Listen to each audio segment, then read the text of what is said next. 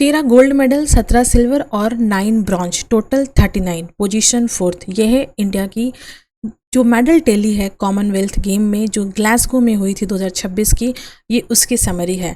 तो देखिए, जैसे हमने देखा कि भारत को टोटल 39 जो है मेडल्स मिले हैं और 4th पोजीशन पे है। वैसे ही नंबर 1 पे ऑस्ट्रेलिया है 70 गोल्ड मेडल के साथ, सिल्वर 45, 56 ब्रॉन्ज और 171 टोटल। सेकेंड नंबर पे इंग्लैंड है 29 गोल्ड के साथ, 45 सिल्वर, 36 ब्रॉन्ज और 110 मेडल टोटल है।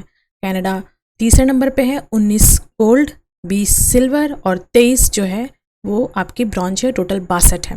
और भारत की पोजीशन हमने पहले डिस्कस कर ली। तो ये हमारी वीकली करंट अफेयर्स है जिसमें हम डिस्कस करेंगे करंट अफेयर्स, बट बहुत ही जल्दी करेंगे बिकॉज हमें पूरे वीक का करंट अफेयर्स डिस्कस करना है। तो पहला क्वेश्चन हमारे सामने है NBA के बारे में, that is national biodiversity authority. Consider करना है फॉलोइंग स्टेटमेंट को, कौन सा स्टेटमेंट जो है हमारा सही है। Number 1, it is a statutory body established under the biological diversity act 2002।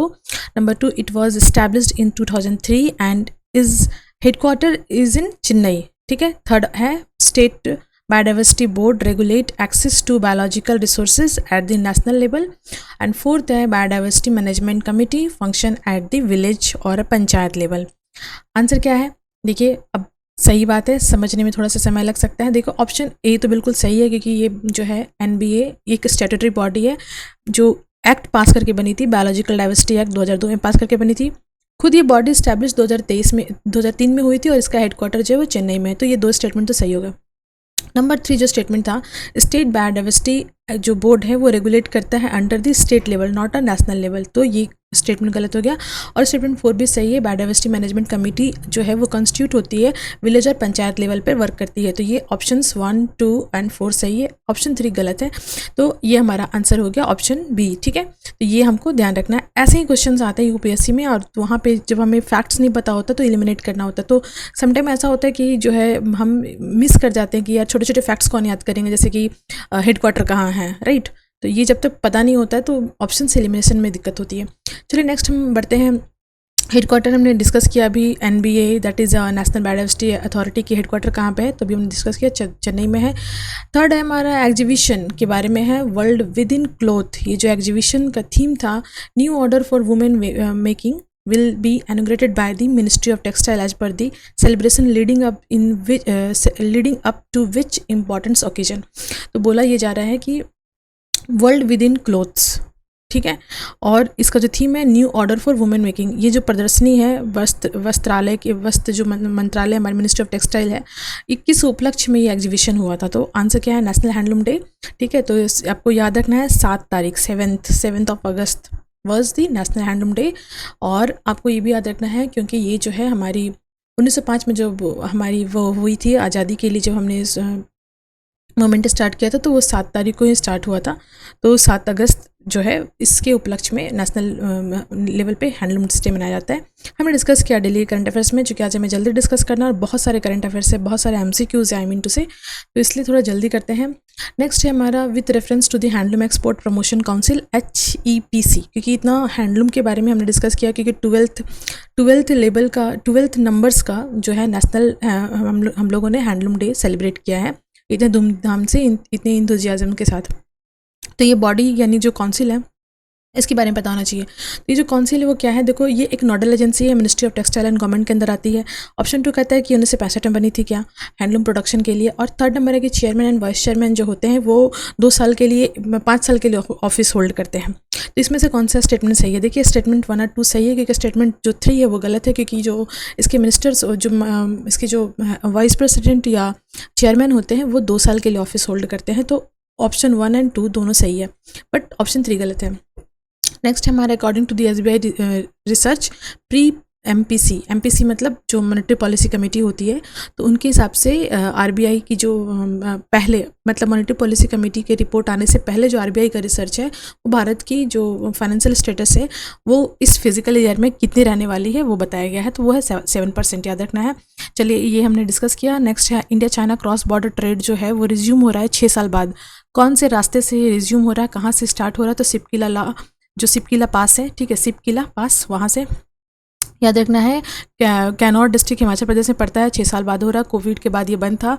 और यहाँ पे जो है मिनिस्टर थे जगत सिंह नेगी, ये इन्होंने इनोग्रेट किया था। ठीक है, तो एक इम्पॉर्टेंट चीज़ है, याद रखना है। और यहाँ पे ट्रेड्स की जो मतलब एक तरह से कह सकते हैं 17 ट्रेड्स का एक मतलब मार्ट लगा था वहाँ पे। ठीक है, तो ये भी बन सकता है क्वेश्चन। ठीक है, वहाँ पे जो है चुप्पन ट्रेड मार्ट एट जो है नामगया बॉर्डर के पास ये वहाँ पे इनोग्रेट किया गया था। तो ये बन सकता है क्वेश्चन सॉर्ट ऑफ, बट उतना इम्पोर्टेंट नहीं है। बट ये सिपकी ला पास और कौन से स्टेट में पड़ता है ये ज़रूरी है।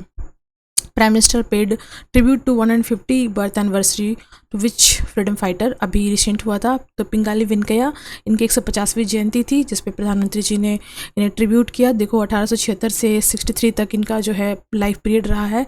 ये नेशनल फ्लैग के डिज़ाइनर थे। इन्हें जो है पट्टी वेंकैया भी कहा जाता है और इन्हें जापानी भाषा आती थी, इसलिए जिन्हें जापान वेंकैया भी कहते हैं। और ये वर्ल्ड वॉर 2 में भी पार्टिसिपेट किए थे, ये भी इंपॉर्टेंट रखना है। ये गांधी जी के साथ स्वराज मूवमेंट में भी पार्टिसिपेट किए थे। और तिरंगा के जो है वो तिरंगा की डिज़ाइनिंग में इनकी बहुत बड़ी भूमिका थी। और एक बात याद रखना है कि वंदे मातरम मूवमेंट हो या होम रूल लीग जब स्टार्ट हुआ था उसमें भी पार्टिसिपेट किए थे। इंडिपेंडेंस के बाद जो है ये मिनरल रिसर्च डिपार्टमेंट के अंदर भी ये वर्क किए थे। और इनकी जो बुक है वो है द मदर ऑफ डायमंड्स। ठीक है, 1955 में इन्होंने लिखी थी। तो बहुत सारी चीज़ें हैं इनके बारे में, इसलिए आपको याद रखना है। नेक्स्ट है उज मल्टीपर्पज़ प्रोजेक्ट, जो है वो प्रोवाइड करता है इरिगेशन। कितने एरिया में, कितने हेक्टर एरिया को कवर करता है? तो 90,000 हेक्टर एरिया को ये कवर करता है। और ये जो उज है ये जम्मू एंड कश्मीर के कठुआ और सांबा ज़िले में इंपॉर्टेंटली बेनिफिट करता है, लोगों को इरिगेशन प्रोवाइड कराता है। ठीक है, तो एक इम्पॉर्टेंट है। पठानकोट और गुरदासपुर जो एरिया है पंजाब का, वहाँ भी ये जो है हेल्प करता है, मतलब ड्रिंकिंग वाटर सप्लाई में हो गया या इरिगेशन में। तो ये आपको याद रखना है उज प्रोजेक्ट के बारे में। एनसीसी साइक्लोथॉन 2026 ऑर्गेनाइज हुआ है। आपको ये बताना है कि how many year of Indians independence के उपलक्ष्य में ये हुआ है। भारत के कितने नंबर की स्वतंत्रता के उपलक्ष्य में जो है एनसीसी के द्वारा साइक्लोथॉन 2026 ऑर्गेनाइज किया गया। तो 79।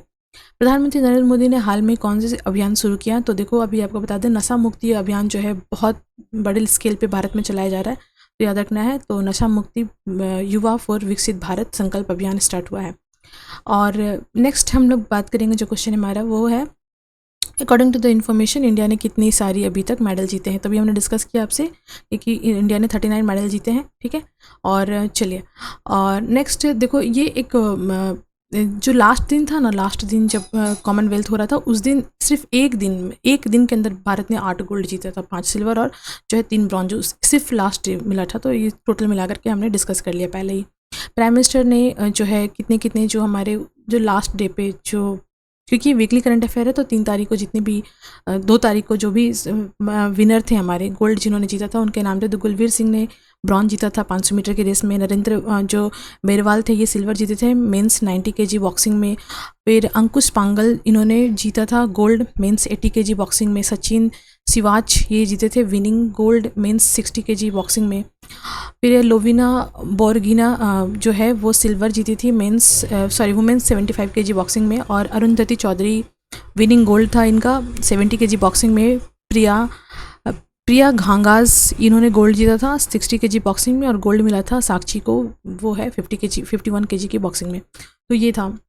फिर हमने यहाँ पे देखा है कि जो है सुमन राणा इन्होंने गोल्ड जीता था जो है F57 की शॉट में, मतलब जो राइफल शूटिंग थी।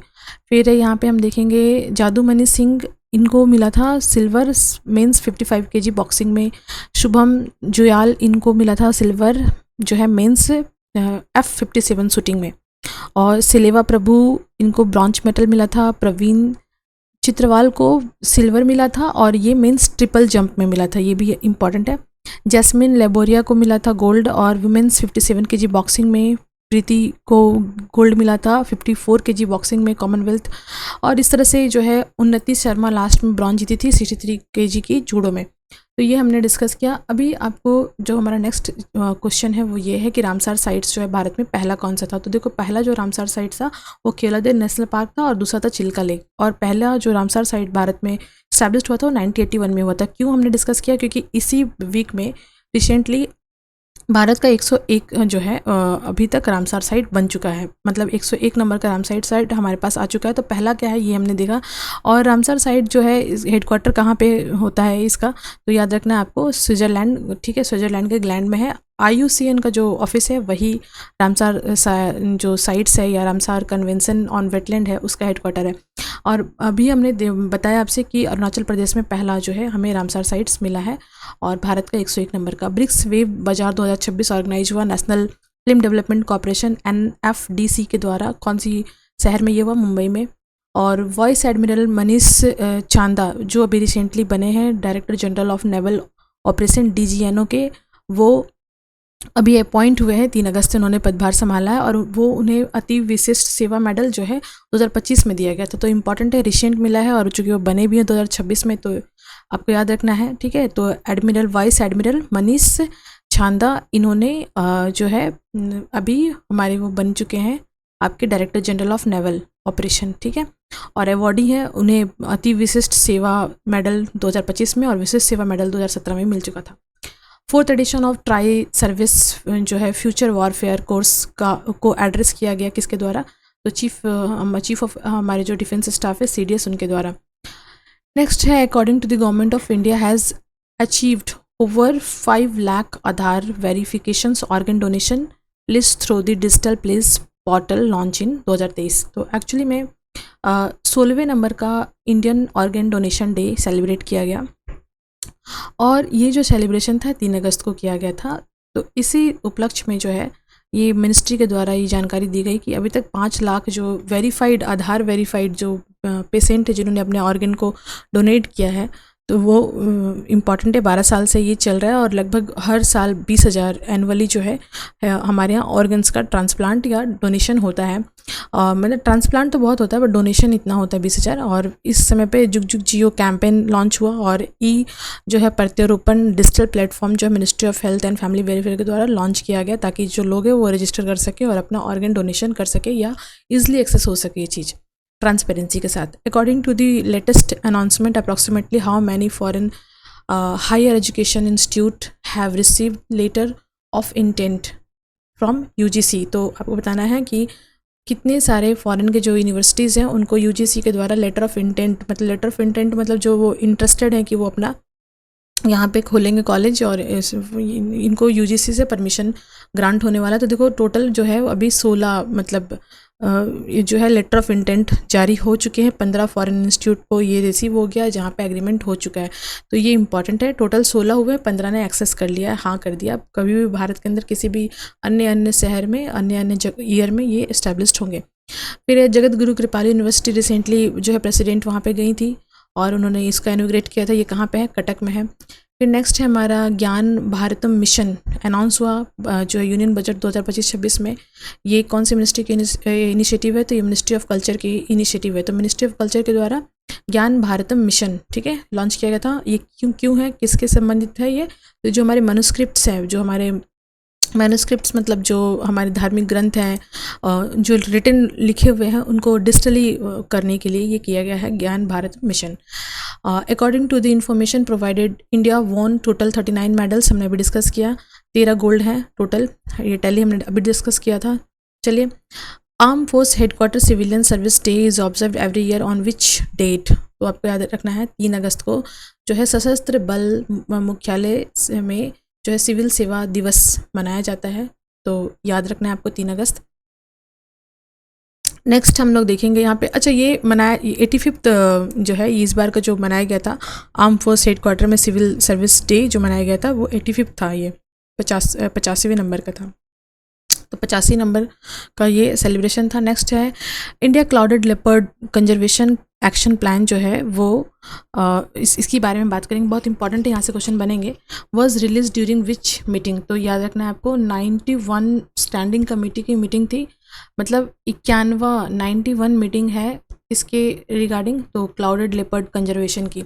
तो अभी चूँकि मीटिंग हुई थी इसलिए न्यूज़ में है, अदरवाइज़ कोई ऐसा लॉन्च नहीं हुआ, कुछ इनिशिएटिव क्या कोई स्कीम नहीं लॉन्च हुआ है, बस चूँकि मीटिंग हुई थी इसलिए हमने डिस्कस किया। और India's first indigenous live attenuated vaccines against African swine fever, तो ये बहुत इंपॉर्टेंट है। इसे हमने डिटेल से डिस्कस किया डेली के करंट अफेयर में। अफ्रीकन स्वाइन फीवर जो बुखार है एक्चुअली में वो पिग में होती है, सुगरों में पाई जाती है, ठीक है। तो ये थोड़ा सा देख लीजिए, इसे थोड़ा सा देख लीजिए। तो ये जो पिग होते हैं इनको ट्रांस बाउंड्री ये होता है, मतलब एक समुदाय को अगर हो चुका है तो ये पूरे इलाके में अन्य अन्य जगहों में ये फैलेगा और जानवरों को इससे प्रभावित बहुत ज़्यादा होता है। स्पेसिफिकली जो पिग होते हैं, सुगर होते हैं, वो इससे बहुत प्रभावित होते हैं। और आसाम में बहुत ज़्यादा दिक्कत हुई थी 2020 के आसपास में। काफ़ी ज़्यादा जो इसमें संबंधित जो व्यापार थे वो डिस्ट्रॉय हो गए थे, एनिमल्स काफ़ी ज़्यादा मरे थे। तो उसके रिगार्डिंग हमारे पास कोई मेडिसिन नहीं थी, कोई वैक्सीनेशन नहीं था, और इसमें डेथ 100% था, मतलब इतना ज़्यादा सीवियर इन्फेक्शन था। तो इसके लिए भारत के द्वारा जो हमारी ICAR है, ठीक है, और ICAR के साथ मिलकर के जो भोपाल के अंदर जो national institute of high security animal disease के लिए जो रिसर्च विंग्स है वो मिलकर के मेडिसिन तैयार की है। और ये इंडिया का पहला इंडिजिनस मेडिसिन है, MA104 सेल लाइन बेस्ड ये मेडिसिन है। तो इम्पॉर्टेंट है, याद रखना है हमें। भोपाल में बना था ये, ठीक है, ICAR के साथ जो है वो NIHSAD निषाद भोपाल आप याद रख सकते हैं। और ये आपके अफ्रीकन स्वाइन फ्लू के लिए बना था, तो ये इम्पॉर्टेंट है। जो है दीपक ओपन कास्ट प्रोजेक्ट जो है, ये एक्चुअली में इसको दीपका ही बोलते हैं। तो ये रिसेंटली न्यूज़ में था, ये क्यों है? तो देखो, दीपका जो प्रोजेक्ट है ना, दीपका ओपन कास्ट जो एरिया है, एक्चुअली में ये कोल्ड फील्ड है और ये आता है south eastern cold field limited के अंदर। और ये न्यूज़ में इसलिए है क्योंकि छत्तीसगढ़ वाले एरिया में पड़ता है। और सबसे इंपॉर्टेंट चीज़ है कि भारत में सबसे अधिक इस बार जो ईयर है 2025-26 का जो ईयर था, उसमें सबसे अधिक प्रोडक्शन जो है कोल का, वो दीपका ओपन कोल्ड फील्ड से ही हुआ है, जो कि हमारे south eastern cold field limited में आता है। World largest grain storage plan किया जा रहा है। भारत में सबसे बड़ा विश्व का अनाज भंडारण करने के लिए योजना बनाई जा रही है। इसमें जो है कौन सी बॉडी इसको बना रही है? तो कोऑपरेटिव एग्रीकल्चर से बना रही है। सबसे इम्पॉर्टेंट है कि ये बिहार में, आंध्र प्रदेश में, उत्तर प्रदेश और मध्य प्रदेश में होने वाली है। और मार्केटिंग जो है हमारी AMI, that is agriculture marketing infrastructure, ये बॉडी बनाती है। तो इम्पॉर्टेंट है, याद रखना है। देखो, टोटल नंबर ऑफ़ कितने गोडाउन बनने हैं? तो 117 बनने हैं आंध्र प्रदेश में, जो कि बन के रेडी हैं। बिहार में 36 बनने हैं, लेकिन 5 ही बने। उत्तर प्रदेश में 14 बनने हैं, लेकिन 1 ही बने हैं। मध्य प्रदेश में 1 बनने हैं और वो 1 बन के तैयार हो चुके हैं। टोटल जो है 168 ये जो है गोडाउन प्रपोज्ड हैं ग्रेन के लिए, और 119 बन चुके हैं। अभी हमने रिसेंटली डिस्कस करना है इस वायरस के बारे में, बहुत इंपॉर्टेंट है। चांदीपुरा वायरस बहुत इंपॉर्टेंट है। 22 बच्चों की डेथ हो चुकी है। गुजरात में इसका इन्फेक्शन काफ़ी ज़्यादा फैल चुका है और ये सैंड फ्लाइज के कारण हुआ है। इंपॉर्टेंट है, याद रखना है। नेक्स्ट है DY पाटिल की रिसेंटली भी मृत्यु हो गई। वो बिहार के फॉर्मर गवर्नर थे, ठीक है, तो याद रखना है आपको। और शिक्षाविद भी थे। तो ये हमने डिस्कस किया क्योंकि बस सिंपल नाम से ही, और वो गवर्नर थे फॉर्मर, तो वही क्वेश्चन बनेगा, इससे अधिक नहीं। How many industrial node have been approved under the National Industry Corridor Development Program NICDP के द्वारा कितने सारे इंडस्ट्रियल कॉरिडोर बनने हैं? तो 20 बनने हैं, ठीक है। चलिए, भारतीय बीज सहकारी समिति लिमिटेड BBSSL जो है वो इंट्रोड्यूस की है सीड्स, नए तरह के सीड्स जो है इंट्रोड्यूस की है भारत बीज ब्रांड के तहत। तो कितने सारे जो है भारत बीज ब्रांड के तहत BBSSL ने बीज को लॉन्च किया? तो 18। याद रखना है, सबसे इम्पोर्टेंट चीज़ है, भारतीय बीज सहकारी समिति लिमिटेड जो है ये इस्टेब्लिश्ड हुई थी, आपको याद रखना है 2023 में 25 जनवरी को। और ये जो है एक्ट करती है multi state cooperative societies act 2002 के तहत। तो ये बहुत इंपॉर्टेंट फैक्ट्स है, याद रखना है। इसका काम क्या है? इसका काम है प्रोड्यूशन करना, जो बीज है उसको प्रोड्यूस करना, ब्रांडिंग करना और डिस्ट्रीब्यूट करना, और उसकी क्वालिटी अच्छी होनी चाहिए, ये भी ये नोटिस करती है। तो ये इंपॉर्टेंट बॉडी है। BBSL 2023 में बनी है 25 जनवरी को, और वर्क करती है multi state cooperative societies act 2002 के तहत। CDAC जो है वो साइन किया है MOU, और ये MOU साइन किसके साथ हुआ है ये हमें बताना है। तो देखो, CDAC जो है वो MOU साइन की है GSI के साथ। तो GSI मतलब geological survey of India. CDAC क्या है? Centre for development of advance computing. CDAC है ना, हेडक्वार्टर बेंगलुरु में है, याद रखना है। और ये मिनिस्ट्री ऑफ जो हमारी इलेक्ट्रॉनिक्स एंड इन्फॉर्मेशन टेक्नोलॉजी है उसके अंदर आती है, तो याद रखना है सीडैक इज़ वेरी इंपॉर्टेंट, बहुत इंपॉर्टेंट बॉडी है सीडैक, हल्के में मत लीजिएगा। तो ये मिनिस्ट्री हमारी जो मीटी है उसके अंदर आती है और ये एमओयू साइन की है जीएसआई के साथ।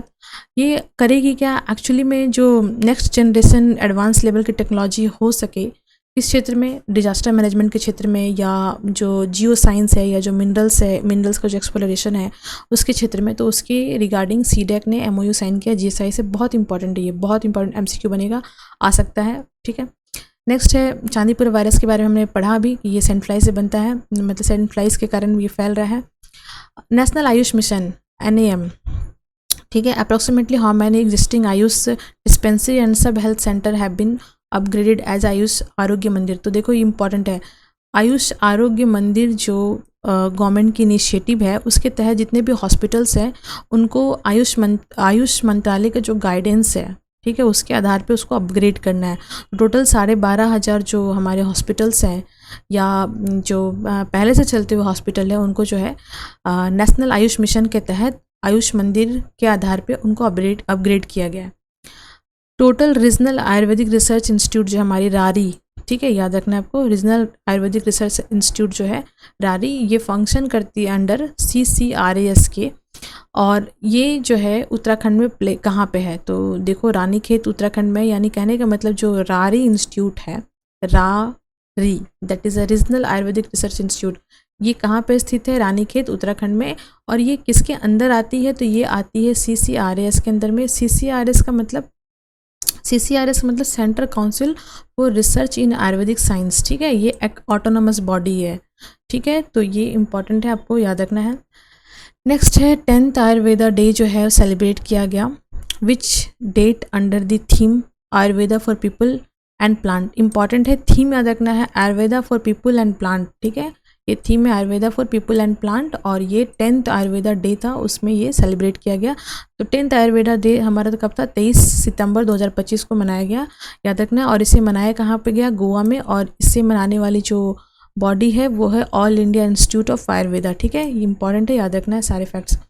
नेक्स्ट है ब्रिक्स कल्चर मीटिंग के बारे में। देखो ब्रिक्स कल्चर मीटिंग की जो बैठक हुई है वो कहाँ पे हुई है, कौन से शहर में हुई है, तो ये भी इम्पॉर्टेंट है, ये भोपाल में ही हुई थी, और ये डिजिटल प्लेटफॉर्म शेयर करने की बात थी, कहाँ पे, आर्टिस्ट के लिए, जो आर्टिस्ट हैं और जो कल्चर हेरिटेज है उनके संबंधित ये है।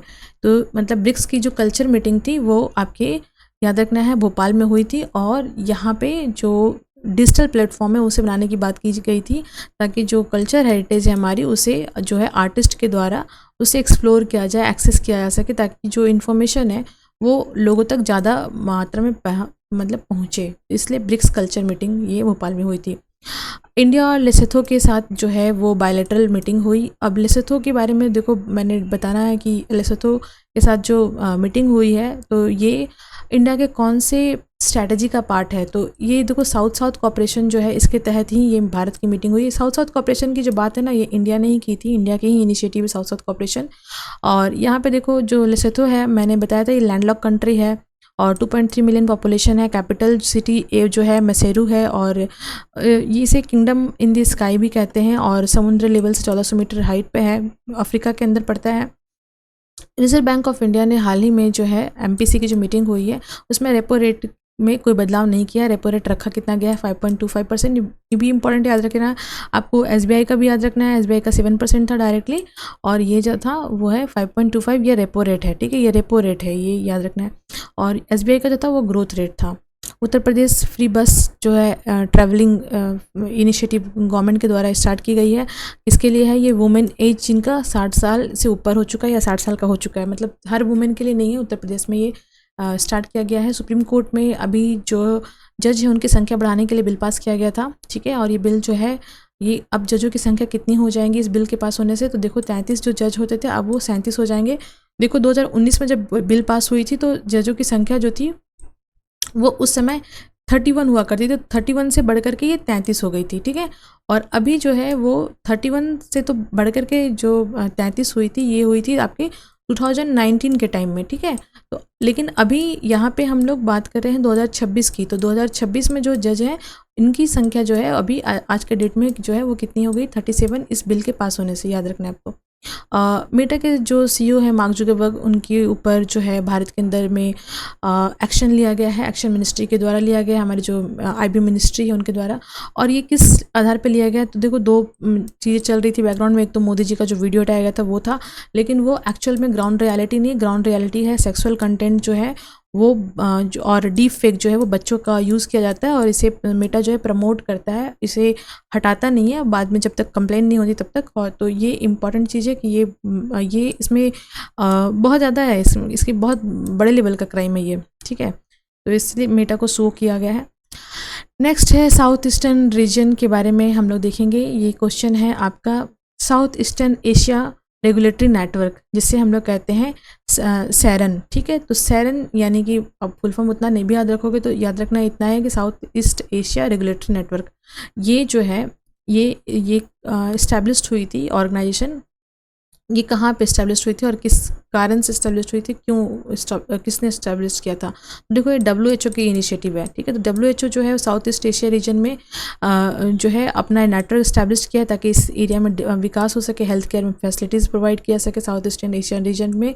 तो चूँकि जब नेटवर्क की बात करेंगे तो ये बॉडी होगी, और जब ऑफिस की बात करेंगे तो ओ लग जाएगा, बस वही है, south eastern Asia region office, ठीक है। और ये कहाँ पे है आपकी south east Asia regulatory network, कहाँ पे है ये, नेपाल काठमांडू में, ठीक है। तो नेपाल में है इसका, ये बॉडी का हेडक्वार्टर, याद रखना है आपको। एक्सटेंशन ऑफ सीनियर ब्यूरोक्रेट्स, तो जो है इसके बारे में देखो थोड़ा सा इस टॉपिक पे बात कर लेते हैं। अभी डॉक्टर TV सोमनाथ और का जो है 1 साल का एक्सटेंशन हो गया। सिर्फ इनका ही नहीं एक्सटेंशन हुआ, एक कैबिनेट सेक्रेटरी हैं TV सोमनाथ।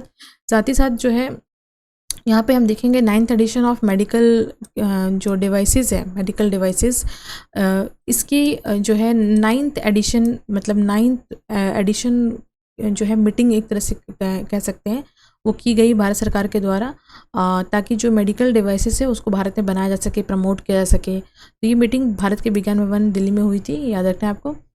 नेक्स्ट है, who has been appointed captain of Indian junior women hockey team for AHF junior Asia cup. तो एक्चुअली में जो एशिया कप होने वाला है भी 30 अगस्त से स्टार्ट होगा, 13 सितंबर तक चलेगा 2026, चाइना में होने वाला है, मोकी चाइना के अंदर मोकी में होने वाला है। तो यहाँ पे जो है खाइदिम सेलिमा चानू, याद रखना है आपको, नाम बहुत कॉम्प्लिकेटेड है बट याद रखना है। खाइदिम सेलिमा चानू, उनको जो है बनाया गया है women hockey junior hockey team की कप्तान, ठीक है, याद रखना है आपको। और ये गेम होने वाला है 30 अगस्त से, चाइना के अंदर होने वाला है। और ये एशिया जो है, एशिया हॉकी फेडरेशन की तरफ से ये जूनियर हॉकी होने वाला है वुमेंस का। WBF वर्ल्ड बैडमिंटन चैम्पियनशिप के बारे में बात करते हैं। 5th नंबर पे अभी कौन से प्लेयर्स हमारे आ गई, कौन सी जोड़ी आ गई है, तो देखो सात्विक साईराज रांकी रेड्डी और चिराग शेट्टी की जो जोड़ी है वो जो है 5th नंबर की जोड़ी आ चुकी है। एक्चुअली में जो खेल में परफॉर्मेंस होता है वर्ल्ड वाइड, उसके आधार पर रैंकिंग जारी होती है और उसी के आधार पर फिर जो है टीम में सिलेक्शन मिलता है ना, परफॉर्मेंस के आधार पे।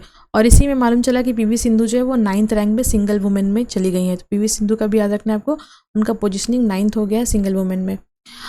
US की जो कौन सी स्टेट है वो 15 अगस्त को जो है इंडिया डे सेलिब्रेट कर रही है, या इंडिया डे घोषित किया है 15 अगस्त को, तो मैसाचुसेट्स आपने सुना होगा, MIT जो है वर्ल्ड की सबसे बड़ी टेक्नोलॉजी की या इंजीनियरिंग कॉलेज या इंजीनियरिंग इंस्टीट्यूट कह सकते हैं, रिसर्च विंग प्लस कॉलेज दोनों हैं। तो मैसाचुसेट्स याद रखना है, 15 तारीख को इन्होंने इंडिया डे घोषित किया है। प्रोफेशनल यहाँ पे हम देखेंगे अभी जो नासी है, नासी मतलब जो हमारी नेशनल यंग साइंटिस्ट जो है उनको जो अवार्ड मिल रहा है नासी की तरफ से 2026 का। तो प्रोफेसर हम देखेंगे यहाँ पे कार्तिकेन लंका, तो कार्तिकेन लंका जो है प्रोफेसर हैं, उनको नासी की तरफ से यंग साइंटिस्ट अवार्ड 2026 मिल रहा है और ये IIT बॉम्बे में प्रोफेसर हैं। अब नेक्स्ट हमारा है अल्बोई रोन स्मृति दिवस के बारे में। देखो अल्बोई रन स्मृति दिवस जो है, अल्बोई रन स्मृति दिवस बहुत इम्पॉर्टेंट है, ये आसाम में होता है और आसाम बहुत अभी कॉम्प्लिकेटेड समय से गुजर भी रहा है। तो आसाम का जो वहाँ पे युद्ध हुआ था, ठीक है, 1669 के टाइम में 5 अगस्त को स्टार्ट हुआ था वो युद्ध, और उसके उपलक्ष्य में जो है अल्बोई रण स्मृति दिवस मनाया जाता है। अहोम किंगडम के वॉरियर थे जिन्होंने जो है ये युद्ध लड़ा था, उसके उपलक्ष्य में मनाया जाता है। 157वां स्मृति दिवस था ये, बाय द वे याद रखना है।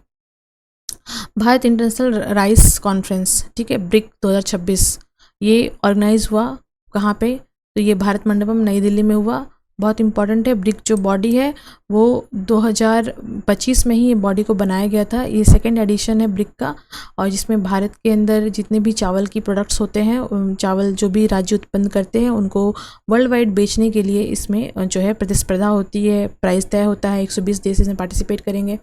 नेक्स्ट है, which statement best describe the major transformation of Indian railway passengers reservation system over last 40 decades. Actually में भारत में जो रेलवे प्रणाली है हमारी, उसमें रिजर्वेशन की जो प्रथा है उसकी स्टार्ट हुए 40 साल हो गए, 4 दशक बीत गए। तो उसमें मिनिस्ट्री के द्वारा जो है ये बताया गया था कि जो क्यू है, यानी जो लाइन है, लाइन से लेकर के अब हम क्लिक तक आ चुके हैं, क्यू टू क्लिक तक आ चुके हैं। तो यही है, technology has transform system from long queues to faster more reliable online reservation. अभी हम लोग लाइन में खड़ा होकर पहले रिजर्वेशन कराते थे, अब क्या घर बैठे क्लिक करते हैं और रिजर्वेशन होता है। तो 40 साल रेलवे के रिजर्वेशन के हो चुके हैं, उसके उपलक्ष्य में ये बात कही गई थी। केन बेतवा लिंक प्रोजेक्ट के बारे में हम बात करेंगे, कौन सी मिनिस्ट्री के अंदर आती है, देखो मिनिस्ट्री ऑफ जल शक्ति के अंदर आती है। देखो केन बेतवा रिवर प्रोजेक्ट जो है ना, वो भारत के सबसे पहले रिवर लिंक प्रोजेक्ट है, तो ये भी याद रखना है केन बेतवा रिवर लिंक के बारे में। जो डिपार्टमेंट है हमारी, तो ये department of water resources and river development and Ganga rejuvenation जो है उसके अंदर आती है। तो डिपार्टमेंट का नाम जो है ना वो आपको बहुत इंपॉर्टेंट है, ये याद रखना है। एक्चुअली में मिनिस्ट्री तो जल शक्ति मंत्रालय है ही, लेकिन मिनिस्ट्री ऑफ जल शक्ति के अंदर जो है ना ये आपको याद रखना, department of water resources river development Ganga reservation Ganga rejuvenation, ये सभी जल शक्ति मंत्रालय के अंदर आते हैं, और उसी के तहत जो है केन बेतवा प्रोजेक्ट को रखा गया है। केन बेतवा में एक्चुअली में इसके ये न्यूज़ में इसलिए हम लोग डिस्कस कर रहे हैं क्योंकि केन बेतवा का जो फेज़ 1 है वो कंप्लीट हो चुका है। फेज़ 2 जब चल रहा है तो वहाँ बहुत सारे जो ट्राइबल्स है उनको हटाया जा रहा है, तो उसके के विरोध में ये चीज़ें चल रही हैं। तो याद रखना है कि कौन से मंत्रालय के अंदर आता है। पीएम सूर्य घर मुफ्त बिजली योजना के तहत भारत के अंदर 50 लाख बेनिफिशरीज जो है वो जुड़ चुके हैं। इंपॉर्टेंट है, मिनिस्ट्री ऑफ जो प्रहलाद जोशी हमारे हैं यूनियन एनर्जी मिनिस्टर, उन्होंने अनाउंस किया, तो इम्पॉर्टेंट है, ठीक है। Next, India recently successfully test fired Agni 4 missile. तो अग्नि 4 मिसाइल कहाँ से हुआ, देखो चांदीपुर से हुआ, उड़ीसा के चांदीपुर से, और ये मीडियम रेंज का ब्लास्टिक मिसाइल है, याद रखना है। अग्नि 4 मीडियम रेंज प्लास्टिक मिसाइल, ठीक है, चांदीपुर से हुआ। सेलुलर जेल राष्ट्रीय स्मारक कहाँ स्थित है, तो श्री विजयपुरम। श्री विजयपुरम एक्चुअली में पोर्ट ब्लेयर को ही कहते हैं, और यहाँ पे सेलुलर जेल स्थित है, तो ये अंडमान निकोबार में पड़ता है। वीर सावरकर जेल कहाँ पे स्थित है, तो अंडमान, साउथ अंडमान में पड़ता है। कभी ऐसे भी हो सकता है कि वीर सावरकर जेल कहाँ पे है, अंडमान में कि निकोबार में, तो याद रखना साउथ अंडमान में है। और यही एक्चुअली में जो है हमारा जो सेलुलर जेल है एक्चुअली में यही कहलाता है, नेशनल मेमोरियल भी है ये। और नेक्स्ट है BR अम्बेडकर जो प्रौद्योगिकी संस्थान है वो कहाँ पे है, तो ये भी याद रखना है, श्री विजयपुरम, यानी कि ये भी जो है हमारी अंडमान में पड़ती है। तो अब ये इसलिए है क्योंकि जो हमारे वाइस प्रेसिडेंट है वहाँ 8 तारीख और 9 तारीख को विजिट करने वाले हैं, ठीक है। Cellular jail Andaman Nicobar islands में वो मूव करने वाले हैं। नेताजी सुभाष चंद्र बोस जो आइलैंड है उसका पुराना नाम क्या है, रोज़ लैंड इसका नाम था पहले, रोज़ आइलैंड, और इसे 2018 में नेताजी सुभाष चंद्र बोस किया गया है। जापान ने नेताजी सुभाष चंद्र बोस जी को ये दिया था, जो हमारे अंडमान निकोबार आइलैंड्स है आज के डेट में, उसे जापान ने गिफ्ट किया था नेताजी को। गिफ्ट क्या किया था, एक सॉर्ट ऑफ हेल्प किया था ताकि वो अंग्रेजों के खिलाफ लड़ाई लड़ सके, है ना। और अंग्रेज यहाँ पे 1941 तक रहे थे, अर्थक्वेक के कारण उन्हें ये जगह छोड़नी पड़ी थी। 84th एनिवर्सरी अभी भारत में जो है क्विट इंडिया मूवमेंट की हुई, जैसे कि 9 तारीख की मैं बात कर रही हूँ, तो 9 तारीख से ये स्टार्ट हो चुका था। 8 तारीख को ऐसे अनाउंस किया गया था, बट 9 तारीख से जो वर्कर हैं कांग्रेस के उस टाइम पे या जो स्वतंत्रता सेनानी थे वो रोड पे आ चुके थे। भारत छोड़ो आंदोलन चल रहा था, और जो भी भारत के बड़े बड़े लोग थे उनको नज़रबंद कर दिया गया था। तो लोग जो हैं वो इसी दिन जो है भारत छोड़ो आंदोलन स्टार्ट हुआ था 1942 में। तो इसके उपलक्ष्य में हमारी जो पार्लियामेंट है वो जो है 84 एनिवर्सरी मना रही है क्विट इंडिया मूवमेंट, ठीक है। नेक्स्ट है, भारत छोड़ो आंदोलन का शुभारंभ किस स्थान से हुआ था, ये याद रखना है, ग्वालियर टैंक मैदान जो कि कहाँ पे, मुंबई में है। आज के डेट में इसे अगस्त क्रांति मैदान भी कहते हैं। और इस यहीं पे जो है गांधी जी ने डू एंड डाई का नारा दिया था, इंपॉर्टेंट है। नेक्स्ट है 77 वन महोत्सव जो है वो सेलिब्रेट किया गया यूनियन मिनिस्टर हमारे जो है इन्वायरमेंट के भूपेंद्र यादव के द्वारा। ये कौन से राज्य में हुआ, तो हरियाणा में हुआ। 77 वन महोत्सव हरियाणा के मानेसर में हुआ। नेक्स्ट है हरियाणा में कुल कितने नेशनल पार्क हैं, तो हरियाणा में 2 नेशनल पार्क हैं। एक तो है आपका जो है सुल्तानपुर नेशनल पार्क गुरुग्राम में, और दूसरा है कालेसर नेशनल पार्क जो कि यमुनानगर में है। हरियाणा में कुल कितने वन्य जीव अभयारण्य हैं, यानी कि वाइल्ड लाइफ सेंचुरीज है, 8 है। नाम याद रख सकते हो, भिंडवासा, कालेसर, नाहर, वीर, शिकारगढ़, खापरवास, अबूब शहर और छिलछिला और खोलहाई रैतन। ठीक है, तो ये जो है आपके वाइल्ड लाइफ सेंचुरीज हैं हरियाणा के अंदर, याद रखना है। देखो अभी जो है लॉन्गेस्ट रिवर हरियाणा की कौन सी है, तो यमुना रिवर है, और ये बाउंड्री बनाती है हरियाणा के बीच में। ठीक है, तो ये इंपॉर्टेंट है। और नेक्स्ट जो है हथनी कुंड बैराज, बहुत क्वेश्चन पूछा जाता है, ये कहाँ पे है, तो हथनी कुंड बैराज भी यमुना नदी में, यमुना रिवर पे है, और ये भी जो है आपके हरियाणा में पड़ता है। और एक इम्पॉर्टेंट चीज़ है, ये जो है ना वेस्टर्न कैनाल जो है और ईस्टर्न कैनाल जो है उसको ये वाटर प्रोवाइड करता है, हथनी कुंड बैराज। ठीक है, और उधमपुर श्रीनगर बारामूला रेल लिंक, जिसको USBL परियोजना भी कहते हैं, इसकी लंबाई कितनी है, 272, इंपॉर्टेंट है भारत की। और ये मैंने विश्व में इंजीनियरिंग का नमूना है, विश्व में सबसे ऊंची पुल जो है वो इसी बनी हुई है। वर्ल्ड हाईएस्ट रेलवे ब्रिज जो है वो इसी प्रोजेक्ट के तहत बनी गई है, और ये जो है वो चिनाब रिवर में बनी है, बहुत इंपॉर्टेंट है। चिनाब रिवर जम्मू एंड कश्मीर में वर्ल्ड का हाईएस्ट रेलवे ब्रिज स्टैब्लिश्ड है इसी परियोजना के तहत। What is the total length of the iconic Chenab bridge, तो याद रखना है, लंबाई याद रखना है 1315 मीटर ब्रिज की लंबाई बोली जा रही है ना, दूरी की नहीं बात की जा रही है। और ये जो है आर्क जो है वो 467 मीटर है, और जो जो रिवर बेड है उससे 359 मीटर ऊंचा है। ठीक है, तो याद रखना है। और राष्ट्रीय आवश्यक औषधिक सूची यानी कि NLEM यानी कि national list of essential medicine, ये किसके द्वारा पब्लिश की जाती है, तो ministry of health and family welfare के द्वारा पब्लिश की जाती है। क्यों डिस्कस कर रहे हैं, क्योंकि अभी ये बताया गया है कि जो प्राइजेज़ होते हैं वो हमारी जो नेशनल इसेंशियल मेडिसिन है वो प्राइजेज़ जो है वो काउंट होते हैं WPI पे। ठीक है, तो ये डिस्कस किया हमने। भारत में जो दवाओं की कीमत होती है वो किसके आधार पे होती है तय, तो देखो जो ड्रग्स प्राइस कंट्रोल ऑर्डर 2013 है उसके तहत ये दवाओं का जो दाम है वो तय होता है, और ये दाम तय होता है WPI पे, ये हमने भी डिस्कस किया।